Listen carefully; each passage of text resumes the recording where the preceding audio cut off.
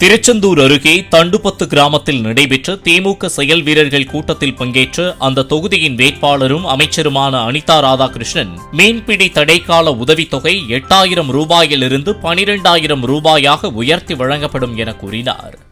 இன்றைக்கு தேர்தலில் பல்வேறு தேர்தல் அறிக்கை தந்திருக்கின்றார்கள். அதிலே குறிப்பாக சொல்ல வேண்டும் என்று சொன்னால் மீனவர்களுக்கு இன்றைக்கு 8,000 இருக்கின்ற அந்த தடைகால பணத்தை 12,000 தருவேன் என்ற வகையில் தந்திருக்கின்றார் என்று சொன்னால் மீனவர்களை நேசிக்கக்கூடிய இயக்கம் திராவிட முன்னேற்ற கழகம்.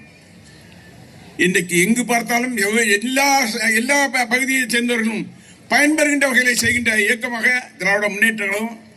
அதுபோல இன்றைக்கு நினைக்கிறார்கள் பாரதிய ஜனதா என்பது தமிழகத்தில் எந்த காலத்திலும் கால் ஊன்ற முடியாது என்பதை நான் சுட்டிக்காட்ட கடமைப்பட்டிருக்கின்றேன்.